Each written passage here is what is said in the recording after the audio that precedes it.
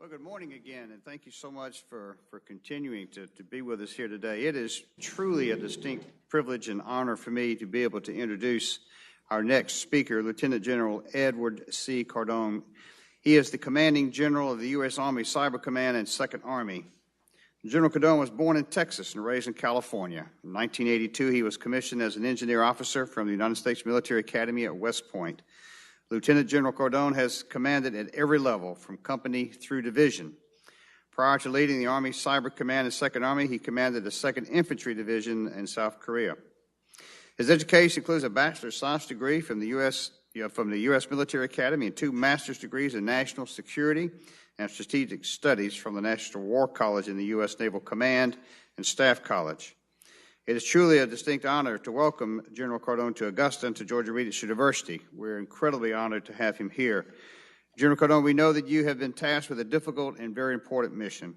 We've heard you speak recently about the priority importance of converging cyber elements in physical operations. We know that your mission is tough, and I'm grateful that you're here to carry it forward. Thank you for your commitment to this country and for your career in public service. And I also want to thank the men and women that are working with you, the Army Cyber Command, and the entire Department of Defense for the important work that you do each and every day. You and your families have the support of this community. Ladies and gentlemen, please join me in welcoming Lieutenant General Edward Cardon.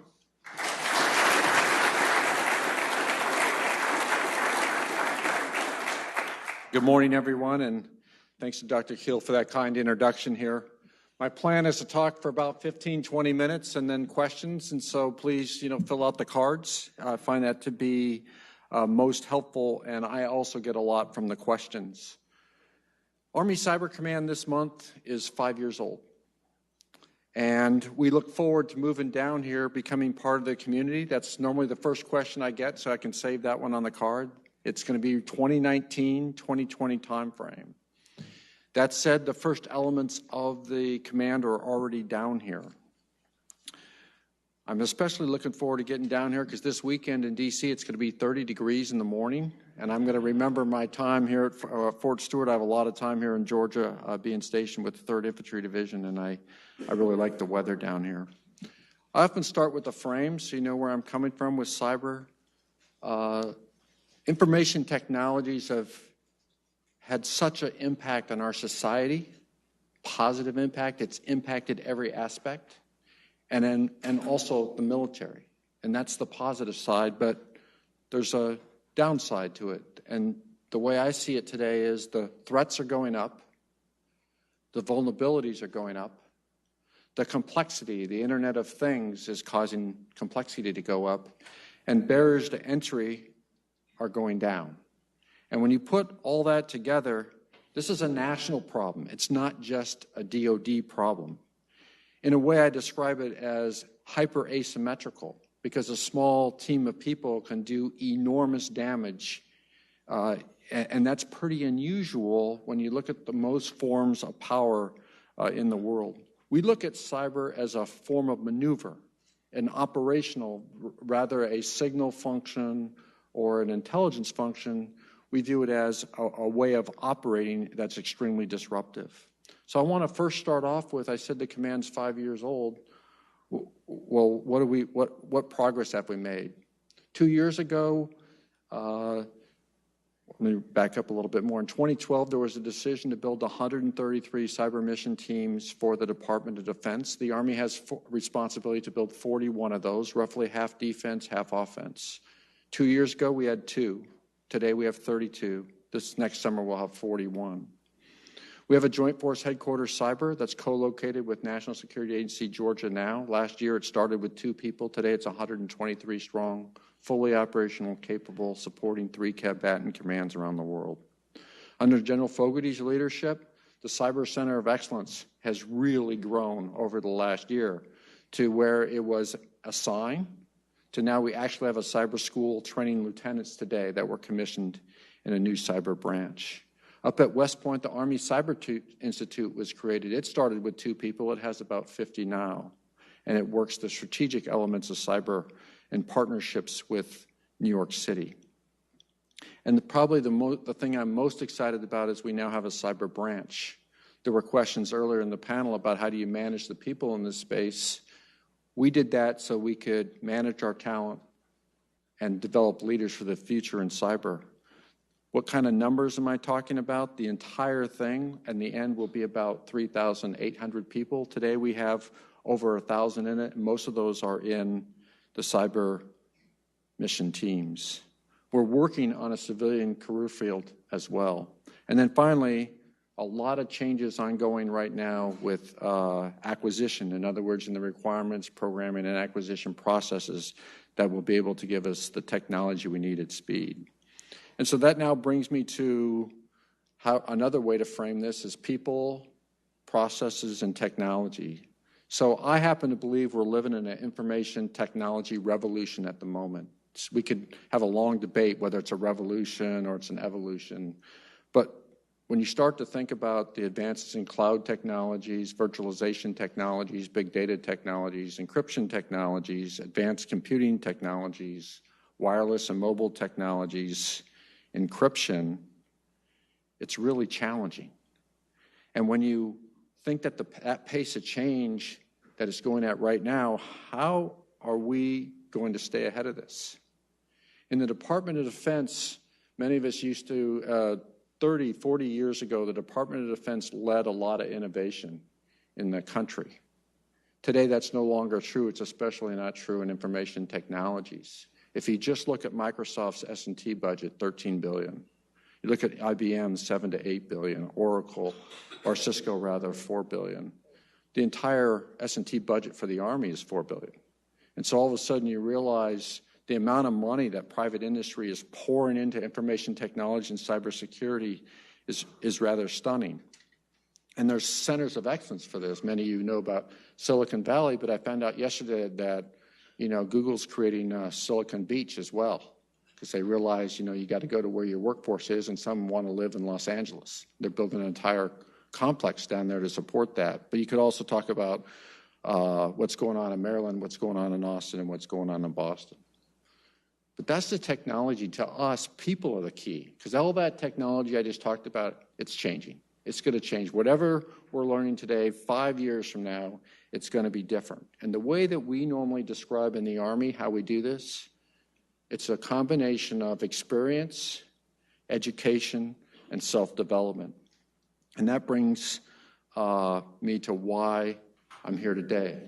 Because when you look at what this is going to look like 5 years from now, when the Army Cyber Headquarters is here, over half of the cyber forces of the Army will be stationed here. The signal units that are here, the intelligence unit that are here, the National Security Agency here, the Cyber Center of Excellence here today. This is going to be not just a cyber powerhouse for the Army, but for the Department of Defense. And when you think about that, now Admiral Rogers' priority on partnerships is really critical. So if we start at the national level of our government, what are those partnerships? Department of Homeland Security, Department of Justice, the FBI, and the Department of Defense. That's one level of partnership. The second level of partnership is the partnership between the services. Many of you may not know there are hundreds of Navy and Air Force personnel working today on Fort Gordon, and that will continue and grow in the future. There's also partnerships with our allies and international partners. So my Joint Force Headquarters has 3 allied officers working in it right now. I expect those numbers to grow. But the most important relationship that I think I want to talk about is the relationship between the government, academia, and private industry. And we're working on building programs in each of those. So if people are the key, and we figured out how to train today. In other words, I talked about the teams we're building. We'll be at 41 next summer. The question is, how do we train for tomorrow? How do we educate for tomorrow? How do we self-develop for tomorrow? And so I would like to just offer a few ideas. There's a large exercise every year called Cyber Guard. That's one of the few exercises that brings government and private industry together. And in there was one of the companies was an American Express, and one of our teams was working with them he actually said to me, "Sir, you should be really happy with your training. I'll take these 5 soldiers right now, and they can become leads for cybersecurity in American Express," to which I said, "You can't have them. We need them. I need to get to 41 teams by next summer." But he said, "My challenge is I understand their level of training now. It took about a week. I don't understand their certification." In other words, in the civilian industry, we have certifications. You're certified in Splunk, or you're certified in Mir, or you're certified in different platforms, and we don't know how they're trained, so it's very hard for us to integrate at speed in this space. The second attribute is this idea of constant learning and self-development, and to me, this is the drive for education in this space. And so if you're really committed to this space, you really work all the time. If you're not working on a problem, you're working on trying to solve the next problem or be ready for the next problem. And so I think you're going to see from this workforce, from the lowest ranking soldier to the highest ranking officer or civilian, there's going to be this insatiable demand for education. But then you end up in this dilemma: education for what? So I think there's a couple of ways this could go. You'll have some that pursue a very, very deep expertise, and I'll pick an area right now that's, probably one of the most challenging for everyone, nationally and militarily, and that is the development of cyber tools. And that is really, really hard to develop that skill. That's an area that you could have deep expertise.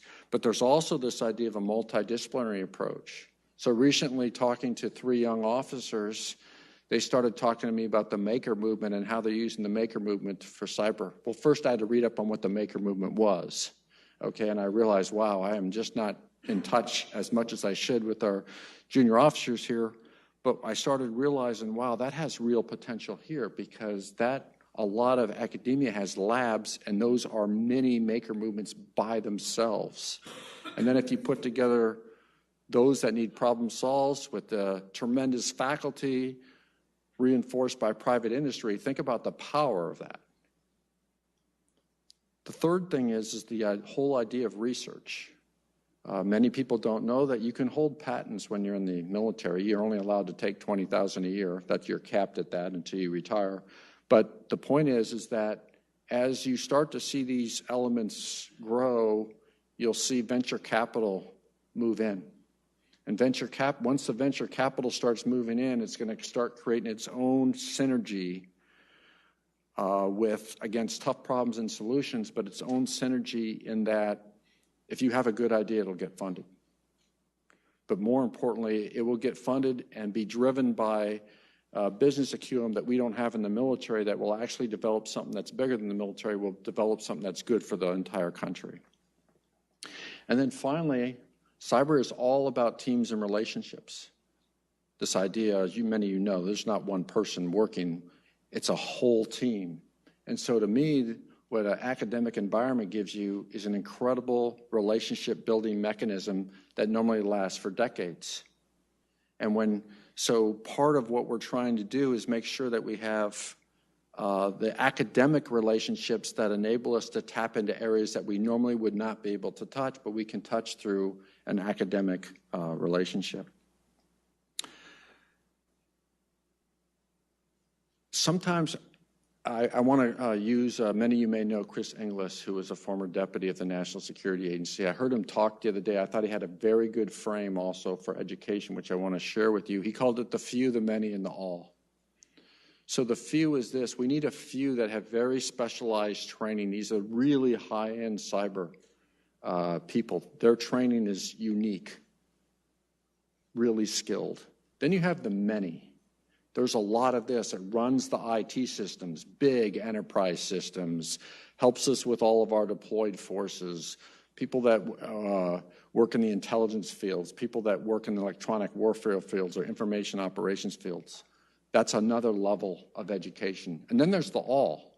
What should everybody know? And Ms. Sullivan talked a little bit about this earlier, you need some level of training. So for example, the Naval Academy has recently recrafted their mandatory computer classes, so every cadet and every midshipman now gets 2 semesters of cybersecurity. The way they describe it, that's training the all. And I think we have to think about that as we go forward. So today we're rather nascent. And what I mean by nascent is everything I just talked about is sort of in many ways, is just developing and becoming a vision. And last night when I got in rather late, someone made this tremendous observation. They go, we're sitting right where the community around Fort Meade looked like 20 years ago. And I started thinking, they're absolutely right. Now, that went in fits and starts, so how do we turn 20 years into 3 to 5?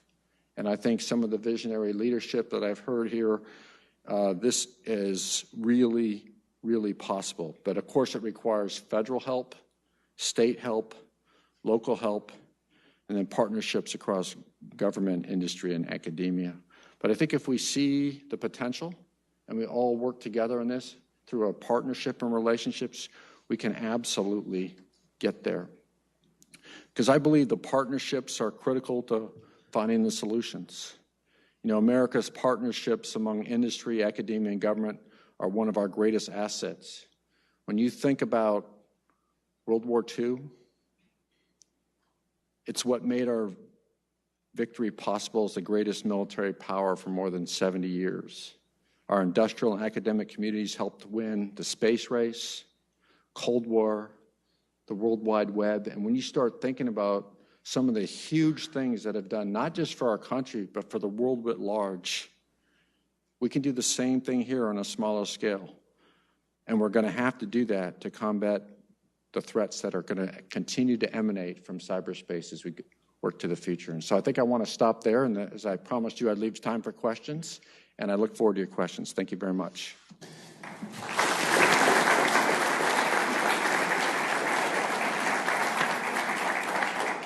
Thank you, Lieutenant General Cardon. Please, again, remember to write your questions on your note cards and raise those so that we can collect them. We'll start with this first question. There is an apparent demand for cybersecurity professionals and a limited supply. What is the military doing to overcome that issue in terms of recruiting and retaining talented cybersecurity professionals? So this is one of the reasons we created the branch. But first, our enlistment periods for the soldiers are 6 years. We're having we're having no problems recruiting. And when I mean no problems, we're offering no bonuses, no waivers, and we have more. We filled our entire quota for fiscal year 15 in the first 3 months of fiscal year 15. So that's encouraging. I'm more worried about the other end, which is retention. And one of the reasons we created the branch is so that we could actually recognize that we're in a contest for the best people and that we could put the right financial incentives, the right education incentives, the right training with industry incentives, and keep them on mission in ways that we can't do in a traditional structure. And so we're more at the front edge of this, but what I actually believe is we only need to retain about 1/3 of these. And people are like, well, 1/3, why wouldn't you try to retain them all? Because I believe 1/3 will probably work in other parts of the government. The FBI recruits out of us, other agencies in the government recruit out of us as well, and then private industry. And working with the Department of Defense under Secretary Carson, we're looking at ways that an officer, a soldier, a civilian can be working for the Department of Defense and then go work for one of the big tech companies in cybersecurity and then come back into the Department of Defense and allow for this flow back and forth. This is this might actually really happen. And so if we start to develop that, that's how we're going to develop the cyber fabric that we need. But the first thing is to recognize we're going to be, everyone wants highly trained people, and it's going to be a competitive environment, and we're going to have to adapt to that environment. Next question. What are the largest challenges to making the Cyber Mission Force teams fully combat ready? How are we attempting to solve these problems? So this has been quite a journey with U.S. Cyber Command. I would argue that when we first started on this journey, it was primarily identification of what individual training was needed, but yet when you realize that we organized them as teams. And so what does team training look like? So we have large exercises and we had individual training, and what we didn't have is a lot of team collective training. There's growing recognition of this, because one of the challenges, this is not a unique challenge to cyber, because we have this problem in the military as well, that when you get on mission, you're trained this wide, but when you get on mission, you're operating this wide, and you tend to lose skill over time. So you're in a breadth over depth sort of argument. Training is what keeps that breadth out there. So the department is starting to, Department of Defense is really working hard on how do we have a persistent training environment that's accessible, individual level all the way up. How do we track that? How do we create the right kind of exercises? And there is a lot of money, resources being poured against this right now as we develop the way ahead. But I believe at the end of the day, what's going to separate cyber from cyber, since everything in cyber can be replicated once seen, it's really about your training. So much like we've mastered training in the land domain, the air domain, the space domain, the naval domain, maritime domain, we need to do the same thing in the cyber domain. What does the greater Augusta area need that it does not already appear to have to support Army Cyber as it transitions to and then operates out of Fort Gordon? So I have lots of challenges, right? Because as some tech CEOs that I correspond with on a regular basis, they call me a startup organization. They ask me how I like running a startup organization. And when they first said that, I said, I don't feel like a startup organization. They said, you're a startup till you have an IPO, and your IPO normally takes, 5 to 10 years. So I sort of define that as like when we come down here, we've had our IPO. That's the way I look at it. So I think the biggest problem that still faces cyber, from my view, is that cyber is very disruptive in nature, and it's impacting a lot of long-standing processes. In other words, the acquisition process was not designed to rapidly acquire platforms, infrastructure platforms and tools that we need for cyber. The personnel systems were designed to field combat units, not to leave people in place for 5 years on very specialized mission sets. So that's why we had to create a branch, because we were actually forcing people out of the Army because they didn't fit our model. If you look at the programming model, there's all kinds of policy and law about how we buy information technologies. And so to me, it's this disruptive nature that is, you heard some talk this morning about information sharing, right? That's related. So it's touching every aspect of the way that we grow forces, the way that we operate forces, the way that we manage forces. And I think that will be the challenge. The good news is that, between Secretary Carter, Secretary of Defense, and Admiral Rogers, and new Chief of Staff, General Milley, there's a lot of recognition that we have to change at a much more rapid rate to do this.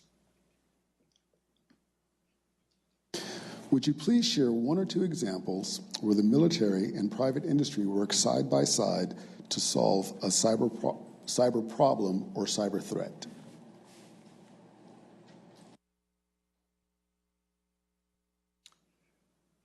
Well, what I see recently on some of the more larger intrusions is the growing, so I'll use Sony, right? So because Sony was initially viewed as a criminal event, it was run by the FBI, but they had support from the intelligence agencies. So what I've seen over the last probably 12 to 18 months is a much closer relationship between the Department of Homeland Security, the FBI, and the Department of Defense in working together. So for a long time, there was a lot of discussion over roles and responsibilities and who's in charge of what. And now I think there's growing recognition that what may be affecting the banking sector isn't affecting the military yet, but it could be. And so I think an area that's been publicized, perhaps, is the work that was done, with the denial of service attacks against the banks of New York, right? So there, the FBI worked together with the Department of Defense. There's an example. You do bring up an interesting point. It goes to the intelligence comments this morning, and this is the increasing pressure on the intelligence enterprise through big data analytics. So if you, and I'll use fire as an example, but there's others that do this. If you look at their advanced persistent threats, and you just take advanced and persistent threat 1, and you open up those reports and look at them, those would have been TS documents, top secret documents 10 years ago. And today, because of their ability to harness data from the endpoint all the way up to internet access points and sift that data, they start to notice things like, hey, this is only working in certain time zones, and this is only, and you can start making connections that never could be made before. So what I believe is going to happen over time is especially the threat side of cybersecurity companies and the intelligence community is going to be working a lot closer together than they do today. You meet and work with elite academics, researchers, and industry partners. How would you advise smaller and mid-sized organizations, but those that are still ambitious, like GRU, to make an impact in this field? I think, I think GRU is going to have an advantage because they have an advantage of proximity, which is we're in the same locality. But I think you have to pick areas that you could be seen as the leader. Like I'll use an example. Everybody right now is struggling to get people that are versed in cloud technologies, right? There's a huge demand for people that understand cloud technologies. But let's take a growing field here. So the medical, tremendous work that's being done here medically, and then its relationship to data security might be a niche that could be absolutely pursued here. And just because you're a big university doesn't mean that you're the expert in that area. And I see what's happening. You have this kind of disintegration, and there'll be these pockets of excellence that are made by a collection of individuals that have tremendous skill sets in this space. And in cyber, it's about who you know, right? Like if you want to say encryption, you know where you have to go, right? You know, because you know where Mr. Duffy and his cohort work, right? And they are everybody that has cybersecurity knows about PK, public key encryption and how they invented it, et cetera. It doesn't matter what university they're at. They're always going to be seen as the leaders in that space. Assuming that offense is still the best defense, even in the cyber world, we're going to go with a different question. So first, I don't buy that offense is the best defense. I do want to, so I'm a little more open because I think we have to acknowledge that there's offensive capabilities, and that's about as far as I go. The next piece, the real problem is when I was last at Carnegie Mellon, they described me the cost ratio of offense to defense is 1 cent and $1, 100 to 1. Cost of attack, 1 cent, cost of the defense, $1. That's what has to change. That's what Sullivan was talking about this morning. That could absolutely be done today if we would just have better, poor network architectures, poor user practices, poor network hygiene. If we just fix those 3 things, it would free up enormous time to work on the more high-end problems that we have. Okay. We're going to get this question answered. Why is there so much focus on defense? What is being done to develop offensive cyber attacks? Yeah, so there's so much attention on the defense because it's cost a lot, and we're not very good at it. But it is and in a way, if you think about it,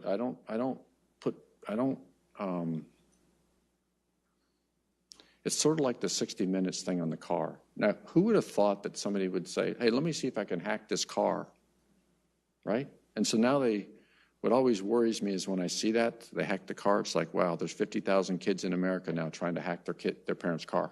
I mean, I can visualize this. And so to me, we did not build our IT structure with cybersecurity in mind. And, the Washington Post ran a large series of articles on this. One of some of you probably know him, Mudge, was part of it. I've talked to Mudge a few times on this, and he said, when they first started working and showing the vulnerabilities, it's because when they designed the internet, nobody ever designed it with cybersecurity in mind. If they could start over, they would not have designed it the way they did. The problem is it is what it is. That said, I'm encouraged by a lot of the work going on in both academia and private industry to better secure the networks. And I think also there's a huge piece about educating, basic level of education, the many and then the few. So it's also gaining a lot of interest because up to this point, I believe businesses have accepted cyber attacks as a risk ratio, and they've been able to write it off. And Target kind of showed you can no longer do that. The damage to brand alone, you hear brand a lot now. So I don't know about you all, but when I go to Home Depot or Target, I pull out my credit card. It makes you think just a second whether you want to use the credit card or go to the ATM and get some cash, right? So that's really damaging to a business, right? And so I think they're starting to the big companies are starting to really neck down on this from a liability rationale alone. That was our last question. Lieutenant General Cardon, thank you so much for your leadership, for your service, and for being with us here today. If you guys would, join me in thanking him.